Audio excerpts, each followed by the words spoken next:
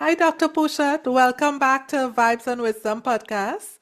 We had you the last session and it was very, very interesting. I got a lot of very good feedback. Actually, people want to hear more from the naturopathic doctor. So let us take this opportunity for you to share more about you being a naturopathic physician and what that journey has been like. Hi, Carla. Thank you for inviting me back. It's my pleasure. And this is actually a very important topic because most of my clients who come to me, they never really heard of what a naturopathic physician, what we do. And I've had they were just recommended by a friend, you've got to go see this doctor. And they come to me and then they don't understand what, my modalities, what my philosophy is. So the difference between a naturopathic doctor and a medical doctor is there's a lot of similarities, but the main thing is our philosophy. We strongly believe in disease prevention, and we believe that the body has an innate ability to heal itself. So, for example, if you have some type of chronic disease, it doesn't mean that you have to stay on medication for the rest of your life. The body can fix itself and heal itself. But where I come into place to figure out what is wrong in the body that is causing the dysfunction, the disease, or the dysregulation. We do have, compared to a medical doctor, we do have to have our undergraduate degree, which is usually 3 to 4 years. We do have to have pre-medical um, classes or so as a naturopathic physician, our credentials require us to have an undergraduate degree. So I chose my undergraduate degree in chemical engineering because, a lot of people get into medical school as a chemical engineer, and then they already have that science background. And then we are required to do a lot of pre-medical courses such as chemistry, biology, physics, etc. And once we have our undergraduate degree, we do our pre-med courses, then we apply. And once we apply, we get in, it's another 4-year graduate studying. So there's a lot of confusion between a naturopath and a naturopathic doctors because sometimes that word could be used interchangeably.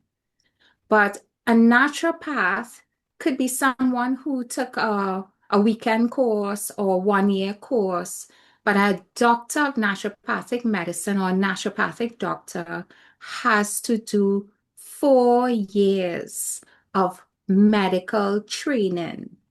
So we go to a medical school that is accredited by the Department of Education, allowing us to study this medicine. In addition, we have to be licensed to practice. So I am licensed in the state of Washington, so in order to get licensed, I have to do a board exam, similar to medical doctors, because in order for medical doctors to practice, they too have to do a board exam. So we also have to do a board exam. Our training in medicine is very similar to a medical doctor. So we are considered primary care doctors, but we do have additional courses and credits that we have to do because of the way that our toolkit. So we do a lot of herbalism, herbs. We use herbs, nutrition. So we are required to um, learn how to cook. We had a whole semester of cooking and putting foods together that help the body replenish its nutrients. We have to learn about different nutrients and what they do for the body. And then we also did homeopathy and physical therapy, which is similar to what medical doctors do, some level of physical therapy as well.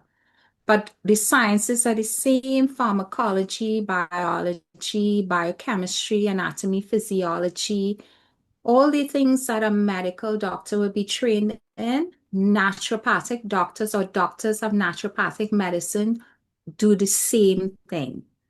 In terms of residency, a medical doctor usually do a residency in a hospital. And in a hospital setting, you're using drugs and equipment and different things. So they have to specialize in that for 2 years.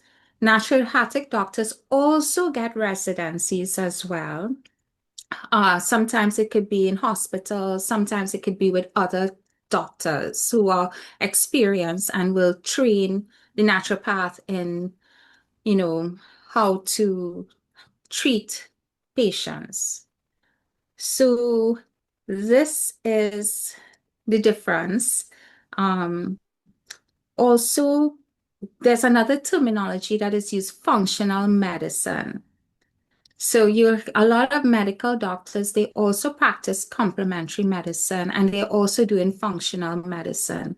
But when it comes to functional medicine, naturopaths, this is what we thrive on because we want to get to the root of why somebody is not well.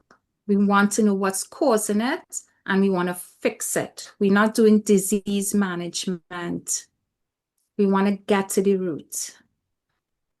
Okay, So we yeah. take a lot of time. Yeah, so we take a lot of time with clients. We could spend about an hour just discussing, symptoms, lifestyle challenges, etc. Because we look at the person as a whole person, body, mind, and spirit. It's good that you really make the distinction because prior to being introduced to you, I never heard of a naturopathic physician. You're right, I heard of a naturopath. And just recently, I've been hearing about functional medicine, integrative medicine, and a lot of different things are coming up now. So it's really good to know that you could share light on what is the difference between all of these other areas. So integrative medicine is where it's just not naturopathic doctors. We also consult with medical doctors, people of different fields, oncologists, gynecologists.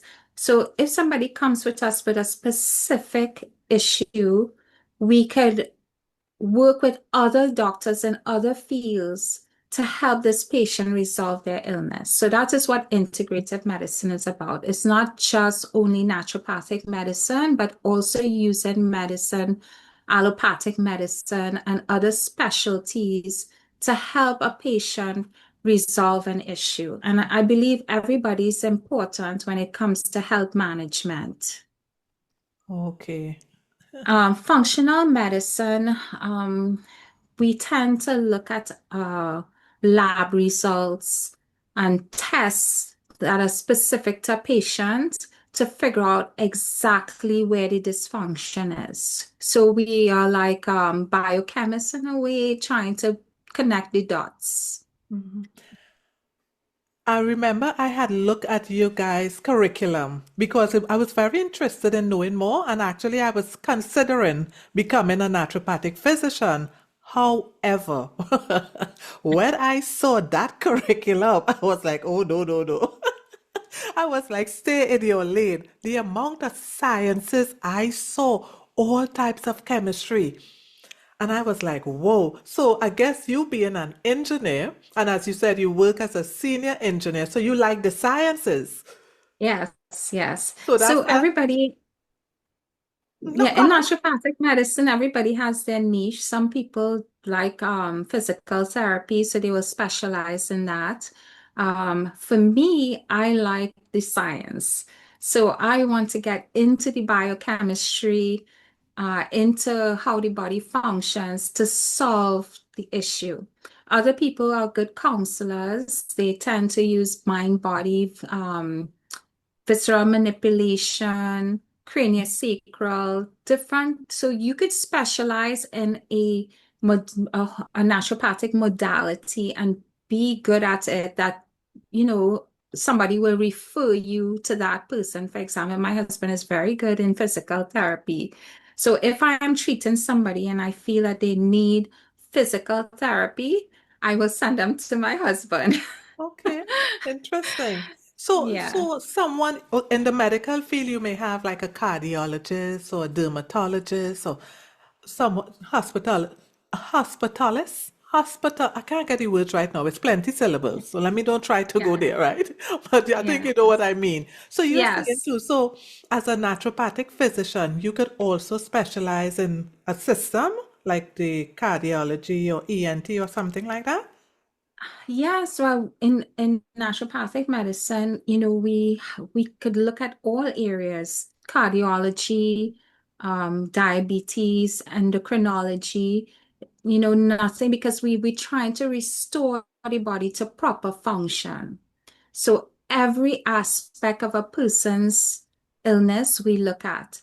Sometimes I refer clients out for biopsy, a thyroid biopsy to an endocrinologist, and they do the scans, the nuclear scans, or anything that is necessary. This is what we call integrative medicine. So I will send my clients to go see the endocrinologist to do these different modalities. And then when they get the results, they come back to me and I look for clues to see what it is that they're missing. But I also run lab tests. I could run thyroid tests, hormonal tests to see, okay, what is going wrong with the thyroid? Okay, good. Very interesting. Very, very interesting indeed. So I know last week we spoke about the microbiome, and it was very fascinating for me and a lot of other persons who never heard about microbiome before. And I think you had promised then that we would look into the connection with the microbiome and weight loss and diabetes and so on. So you want to share that with us? What's the connection between the microbiome and weight loss and diabetes? Yes. So the microbiome has a broad ranging effect. Okay. For example, we have certain bacteria that is called firmicutes, and they are lining the entire digestive tract. And these firmicutes, they actually digest carbohydrates. They're very good at that. This is what they feed on. So just imagine you have an imbalance in your microbiome and you have a lot of firmicutes. Those firmicutes looking for food. They are looking to digest carbohydrates. So when that occurs, it could actually increase your cravings for carbohydrates. And then you eat more carbohydrates.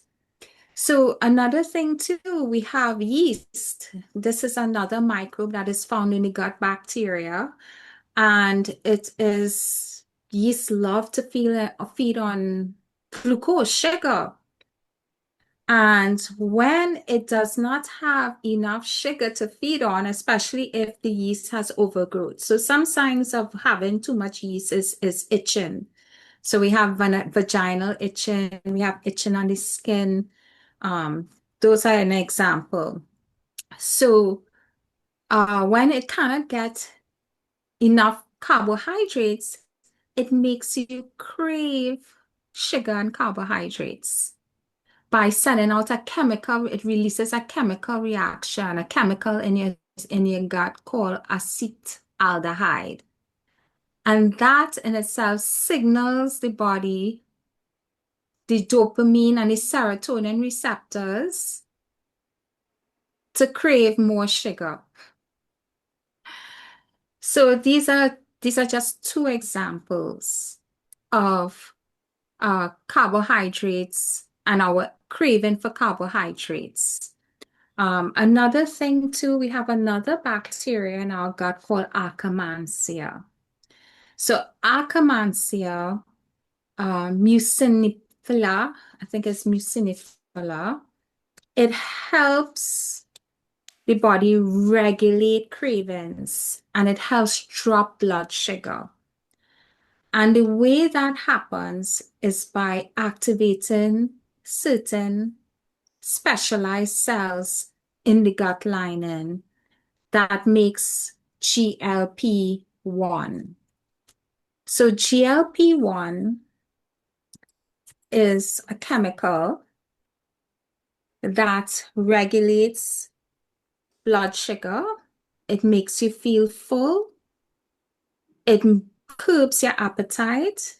It slows down stomach emptying. It decreases GI motility, so you feel full longer. But GLP-1 also has other effects around the body. It also helps your heart, it lowers blood pressure, it makes you more insulin receptive sensitive to so muscles could uptake glucose. It also helps you secrete more insulin, and it helps the liver produce less glucose. So it decreases glucose production and increases glucose uptake. So GLP-1 is very important when it comes to managing your not only your cravings, but blood sugar control. So I have just shared with you three instances where the microbiome can affect blood sugar dysregulation. So The others, yes, so go ahead. the first one you mentioned, the firmicutes. Right. Yes. So I want you to break that down. Pretend I'm a 6 year old and you're sharing that with me because I'm trying to understand the firmicutes. You say that's bacteria, right?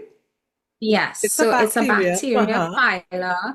Yes, and we have a lot of it along the entire digestive tract. We also have what is called bacteroids, and we look at that ratio of bacteroids to the firmicutes. The bacteroids, they tend to digest proteins, and then the firmicutes digest carbohydrates.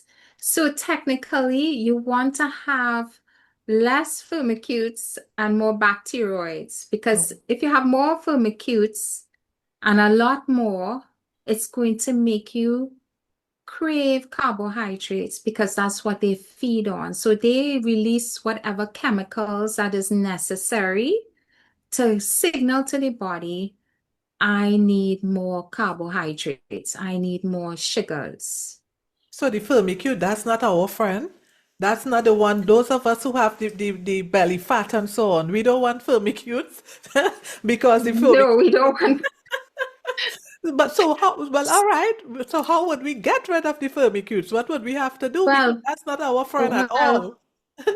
right. Well, first of all, we have to determine if we have a lot of firmicutes or if we have a lot of candida. So what I usually recommend, so in the interview, you have to determine what's driving the cravings because there are other reasons for driving cravings apart from an imbalance of microbiome. So that's where the investigation begins.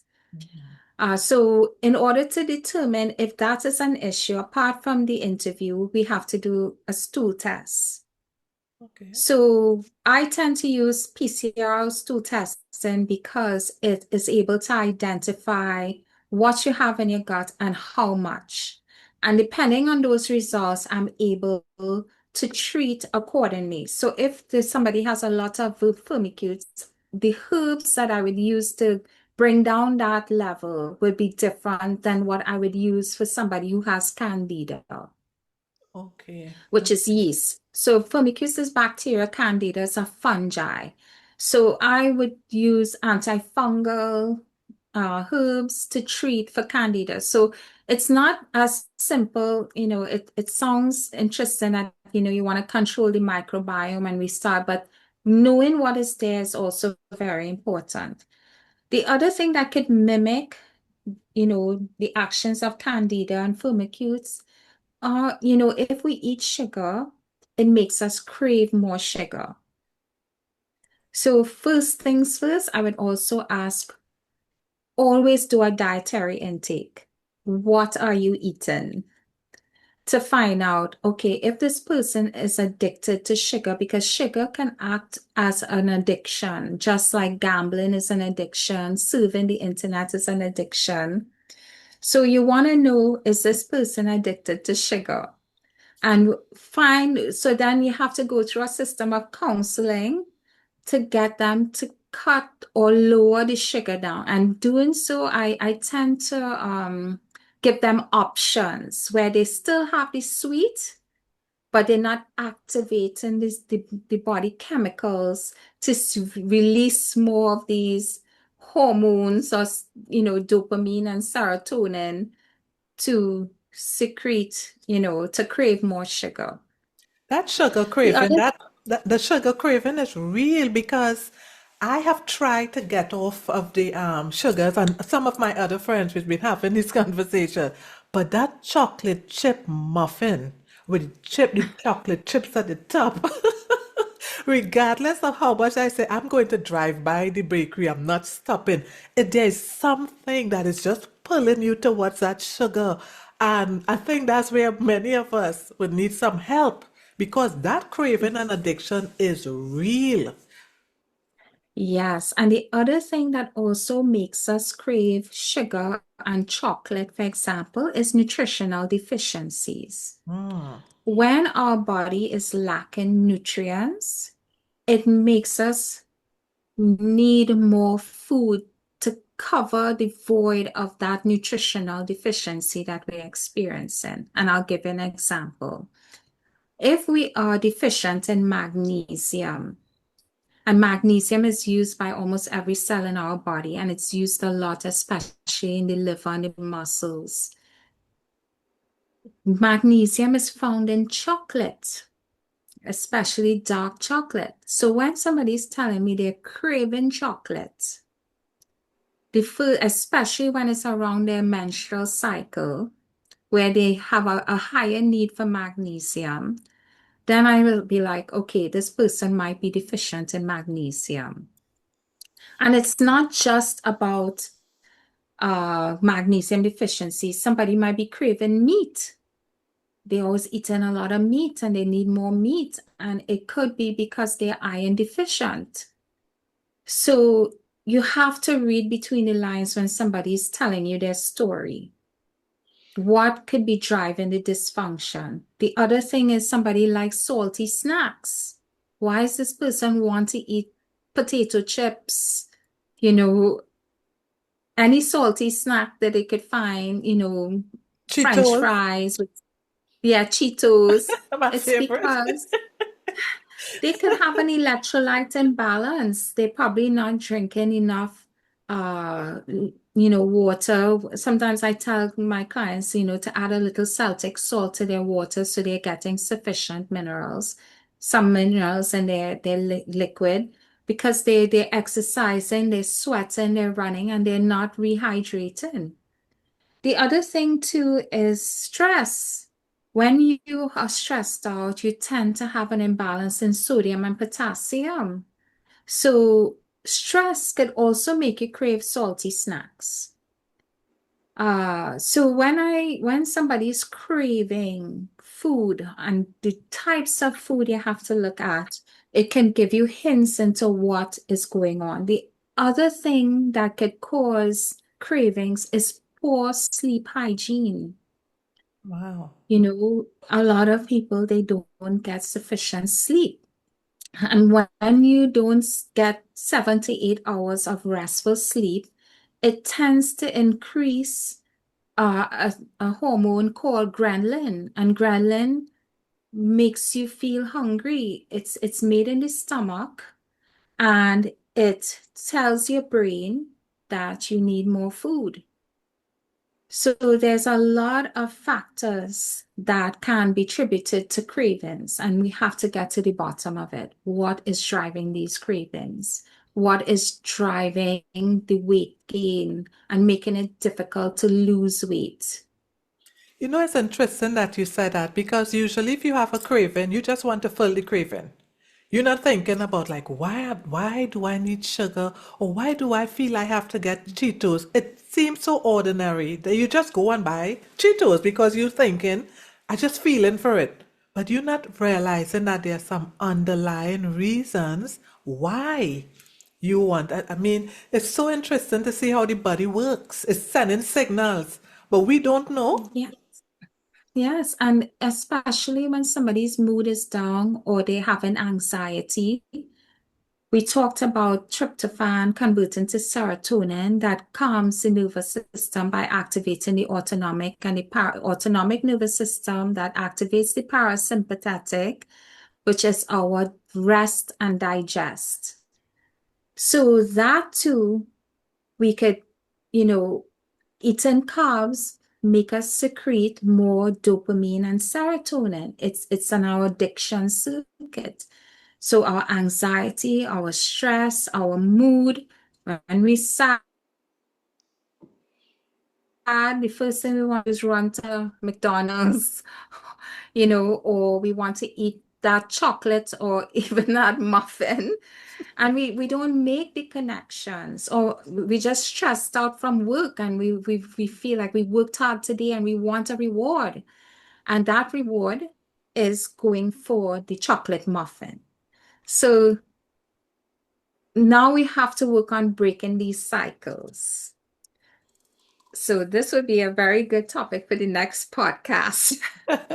How do we break these sugar cycles? What do we do? And keep in mind that a lot of these things could be a vicious cycle. And weight gain is not only what we put in our mouth and what we eat.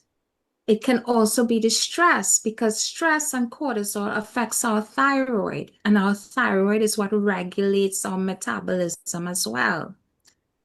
And when we are stressed out, we do not convert our T4 and T3, which is our inactive thyroid hormone, into our active thyroid hormones, which is free T4 and free T3.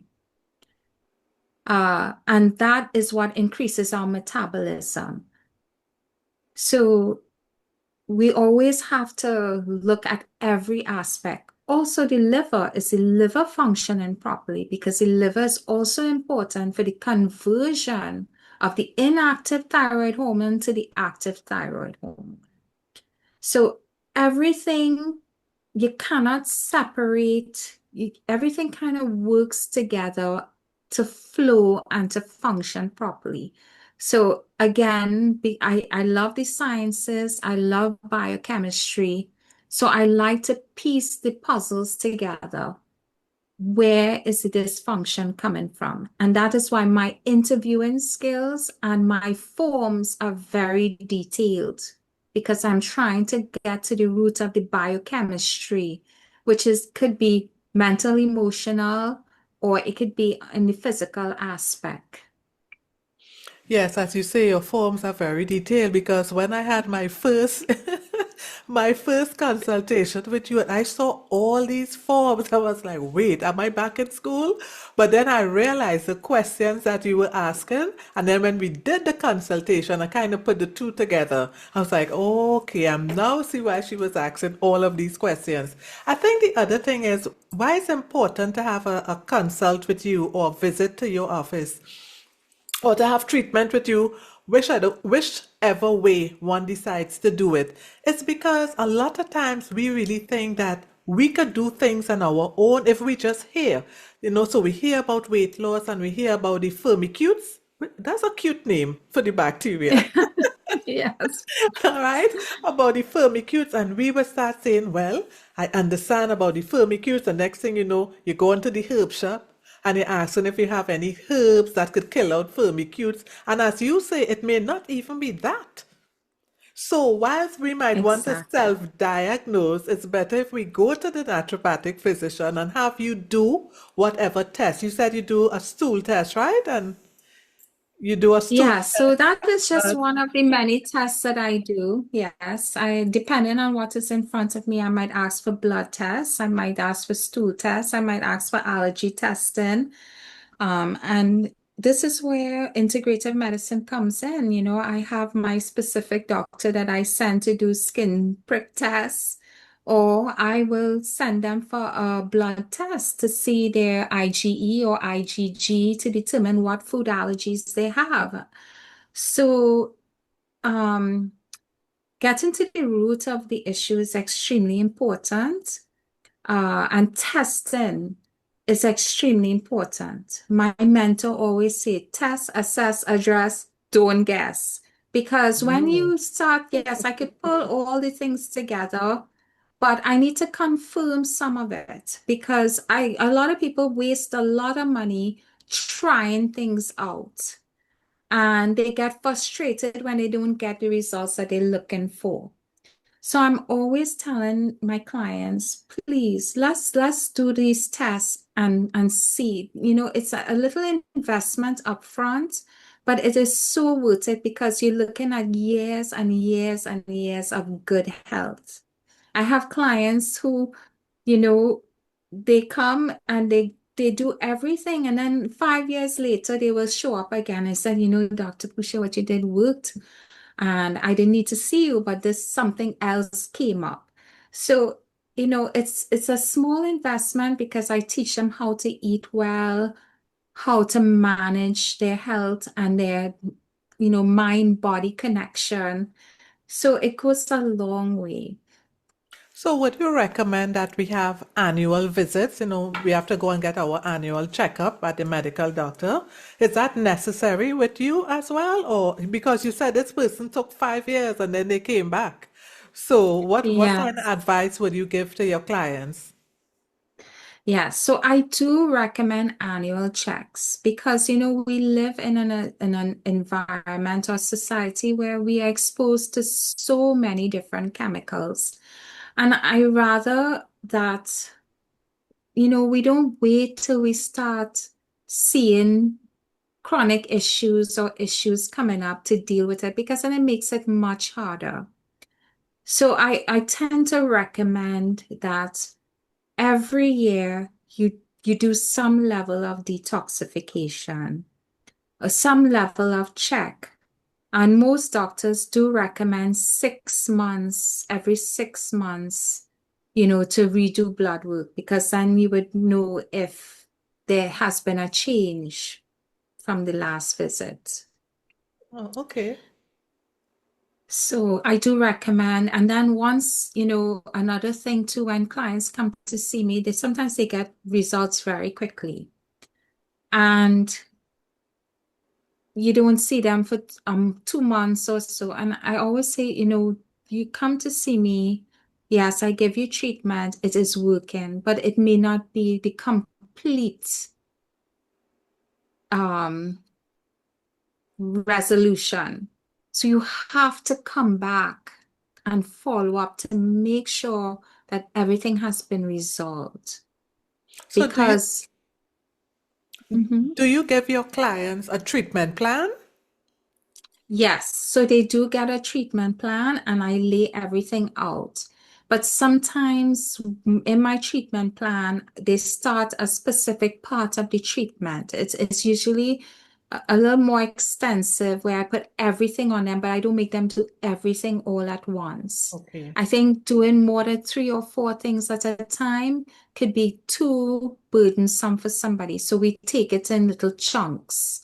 But sometimes the first set of treatment or recommendation, and I'm asking them to do, it works really well. And they think, oh, I'm cured. No But need to come back.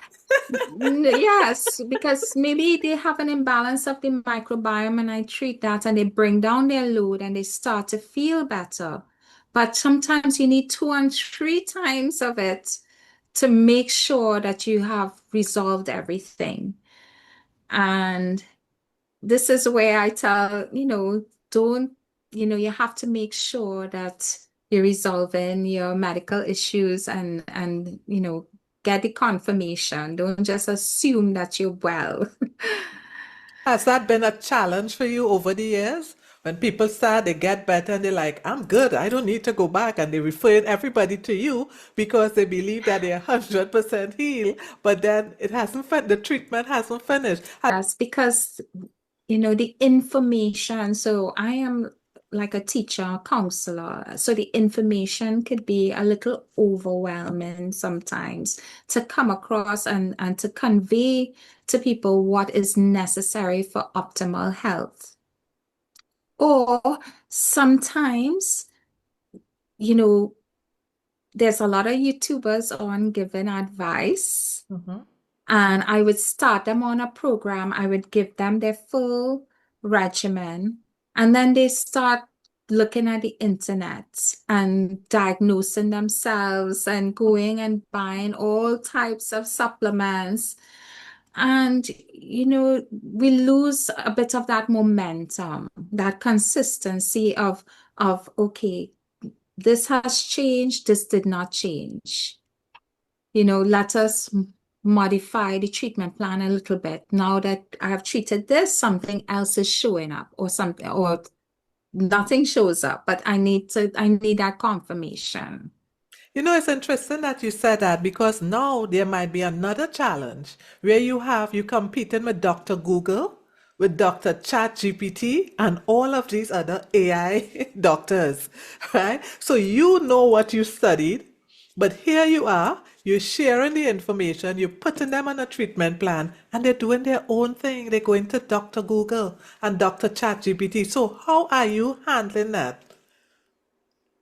So what I recommend is that use Dr. Google and Dr. ChatGPT as a sign that, okay, I'm reading this and something feels off. This resonates with me. But don't use it as your full primary care. Use it as an indication that something is wrong, something is off, and then go to the professional who could help you bring that back into balance. Mhm. Because as I just explained, just cravings alone could have so many different root cause. It could be mental, emotional, it could be nutritional deficiency, it could be imbalance of the microbiome, but which part of the microbiome? It could be stress, it could be indigestion, it could be so many things mimicking this one symptom. And this is where you need the professionals to break it down for you. And this is where they may do a stool test. They might decide, okay, you need to do a stool test, or they might want you to do a blood test, or they might want you to do a skin test, or they might just do a physical examination of your gut to listen for gas and bloating, for bowel sounds. They will palpate your abdomen for any rigidity, any mass. So you have to allow your professionals to be professionals. Another thing too that I find a lot is that people will go on the internet and they will hear this herb cured this person of this disease or this cancer or this chronic illness. And they will seek me out because they know I deal with herbalism and they will insist on this herb. This miracle herb is going to cure them of everything, and they just want this herb. And they fail to realize that when you have a disease or dysfunction, it is never one cure, one thing. It's usually a collective change of a lot of things in your life. It could be a change in your diet, it could be a change in your mindset. It may be you need to do a detoxification, you need to cleanse your gut.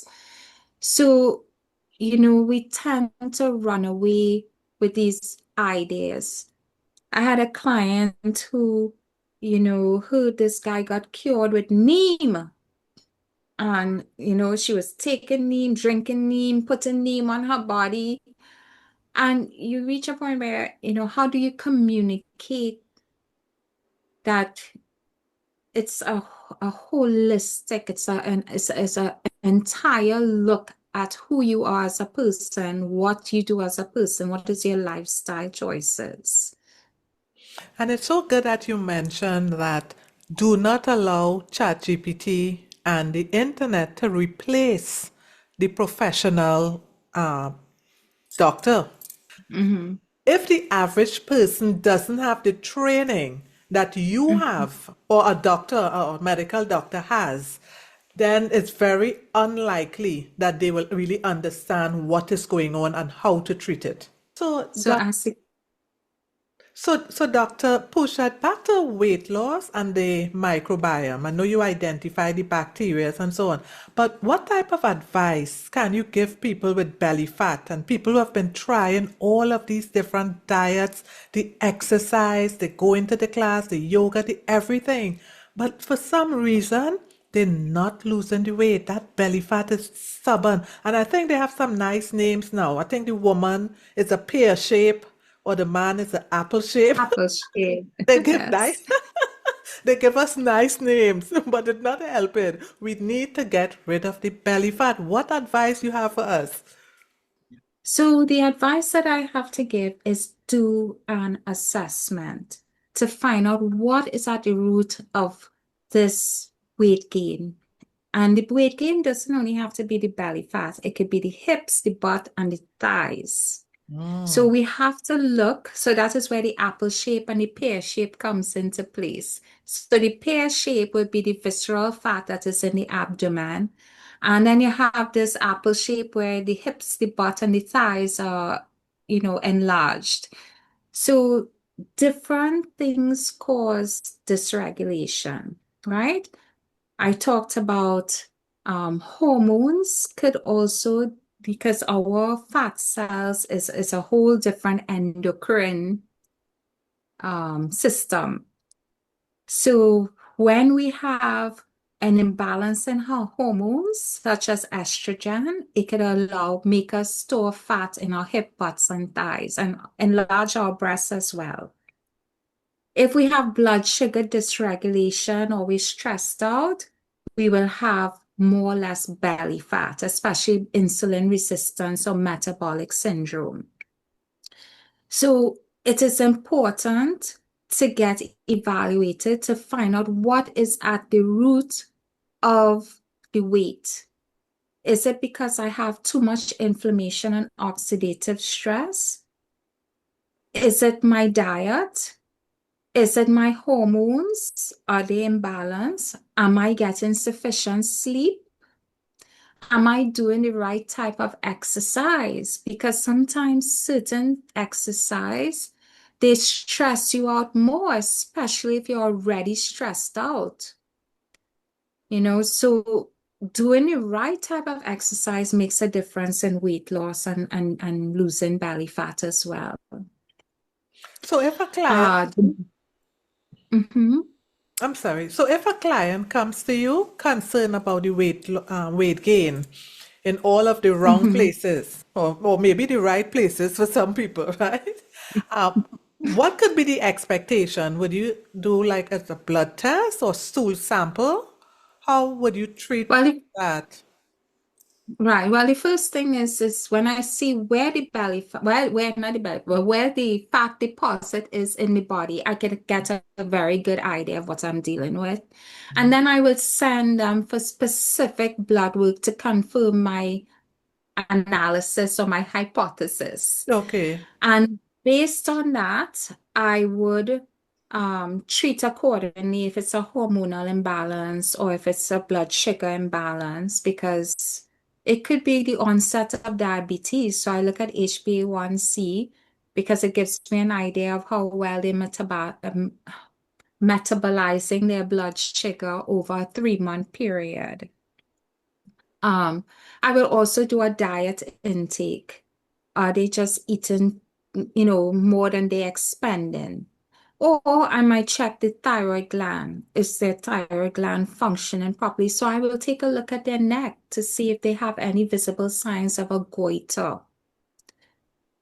I will palpate their neck to feel for any goiters or any swelling or lumps in the neck. So I will check their inflammation to see if they have a lot of inflammation. So all these things, so because cortisol is secreted to curb inflammation, to modulate the immune system. So I look at all these areas and also the interview to figure out exactly what's driving and the weight gain. In addition, toxins are stored in our fat tissue. And if we don't have, let's say we have nutritional deficiencies or we're not healthy, our body's not going to release that fat tissue because then it's going to release those toxins that is being stored in your fat into your bloodstream and cause more problems. So even clients who do detoxification, I just, an intermittent fasting, which, it works, but You need to fortify yourself before you start losing weight because we don't know what level and how much toxicity you have being stored in your fat muscle and sorry, in your fat tissue. What do you mean by fortify ourselves? So, antioxidants, anything that could mitigate free radicals or toxins from being dangerous to our system, you want to protect the body from fueling something that you don't want. For example, you might decide to detoxify or lose weight. You know, sometimes people go through starvation or they alter their diet and some of the weight does come off and then they start feeling joint pain, muscle pain, because the toxins are being released and storing, they're finding ways to come out the body, but sometimes they can't come out fully and they get stored in our joints. They get stored in our tissue and cause problems, damage our DNA. So even the process of eliminating and losing weight, you really want the guidance of a naturopathic physician or a medical doctor. So what I'm realizing is not a one size fit all. You really have to put the pieces together. And Yes, it's then, personalized medicine. It is no two persons or people coming to me are the same. You could have the same disease, but what is causing it or what is fueling it doesn't necessarily have to be the same thing. For example, somebody could have autoimmune because they're eating foods high in pesticides, or it could be that they're just very stressed out and they're damaging their gut. So if you come to me with an autoimmune disease, it does not necessarily mean that your autoimmune is the same as somebody else's autoimmune. interesting. This is quite a learning experience because a lot of us Yes. self-diagnose and we just arrive at a diagnosis so simply because again, we don't have the training. So we go online, hear something, and we do like a client. We come to you and we tell you what we want done based on what we saw, not realizing it is not that simple at all. So, Dr. Pouchet, in closing, what tips you could give us for those of us who are interested in losing weight? So in terms of losing weight, I would start off with the basics. In terms of calories, what you put in, you must expend it out. So if you to change, start with the diet. Cut down on the amount of carbs. Cut down on the sugar and the snacking. If you're having difficulty doing that, then you may need additional advice on how to curb the sugar cravings. Okay? So we could start with the diet. So more complex carbohydrates, protein, an adequate amount of protein, and vegetables and salads and fruits. So we're looking at things that are high in fiber and high in protein. So half your plate should be vegetables, salad. You could sprinkle a little apple or, in the salad or raisin. Quarter of your plate should be a starch and quarter protein. So we could always start with diet. The other thing too is because our foods are not always, depends. We're so far removed by the type of foods that we eat. We don't grow our own foods. The second thing, apart from altering your food intake, is to be on a good multivitamin and mineral. Because sometimes our food is void of nutrients and we don't know it. We eating a kale or we eating spinach and we thinking we getting all these nutrients from our vegetables and our fruits and we're not because our soil is not what it used to be in our grandparents and great grandparents day, and there's also pesticides in the soil, etc. And anytime you have an excess of pesticides and toxins, you really want to protect the body from free radicals. So get on a good multivitamin and mineral. So those are the basic things to start. The other thing too is hydration. You know, water can give you the effect of a full stomach. And we talked about that hormone called ghrelin that makes us feel full.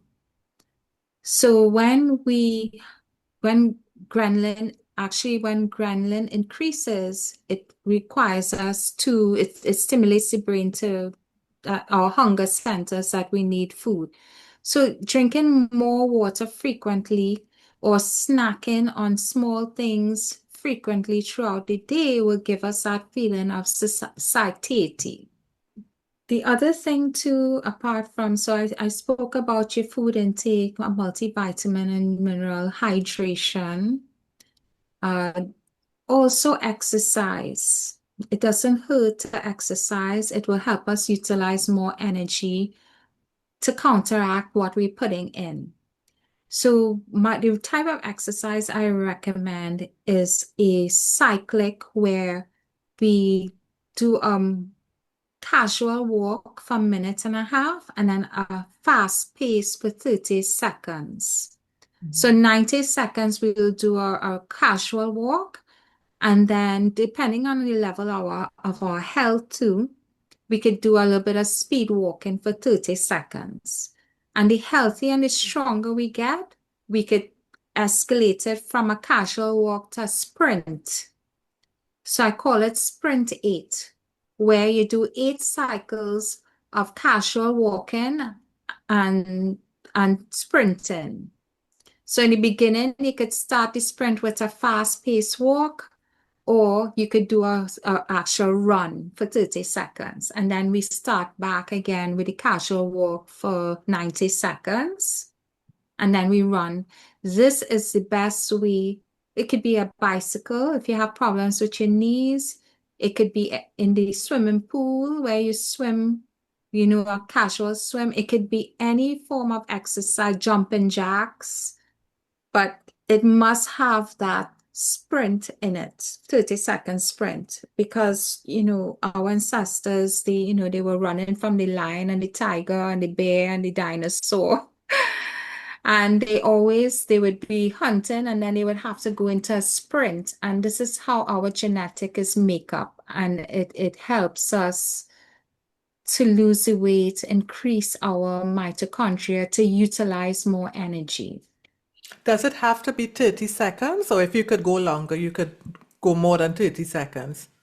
Well, this is what the study shows. I can't speak to longer than 30 seconds, but Okay. the study that was done was a 90-second casual exercise, walking, biking, whatever, and a 30-second sprint. And that's when they saw growth hormones increase, mitochondrial function increase. So this is, you know, So you walk, a brisk walk, then you sprint for 30 seconds, then you walk again for a minute, then you sprint for another 30 seconds for a yeah, duration so of about, 90 seconds uh-huh. for eight sprints, 8 sprints. It Okay. doesn't take a lot. Yeah, just 8 sprints. And you do this how often? You could do it every day. Yeah, that sounds reasonable. As opposed to Yes, you hours the don't. treadmill or 4 hours of running or what have you. I mean, I'm not saying don't do the treadmill stuff, but what I'm Mhm. saying is if I have a choice, give me the 8 sprints and the walk, and let me finish with that in 10 minutes and I'm good. Yeah, so don't forget to do your stretching. So you could start with your stretches and then afterwards you do your 8 sprints. And it could be jumping jacks right there in your living room. It could be running on the spot. You don't have to leave your house to do it, but it's always good to get outside and get fresh air. Oh, thank you so much for that, especially not having to leave the house. I think you're getting spoiled right here. Well, Dr. Yes. Pouchet, I want to thank you so much for sharing this information with us on the podcast. And this was podcast number 2 with the microbiome. What can we expect for podcast number 3? Well, podcast number 3, we could go in more depth of how we could curb these cravings. I gave you a start, but we could go in a little more depth on what we could do in addition. And then we could also talk about how the our hormonal health is affected by the microbiome. Very interesting. I'm sure a lot of people would be looking forward to hear that information, including myself. So again, thank you so much for taking the opportunity to share this information with people who really need to hear it. Looking forward to seeing you on Vibes and Wisdom. And for persons who want to hear more from Dr. Pouchet, her information is appearing on the screen. And I would also like you to subscribe. If you subscribe to the podcast, you'd be hearing more of Dr. Pouchet every time she appears on Vibes and Wisdom. Like, share, and subscribe this video. Thank you.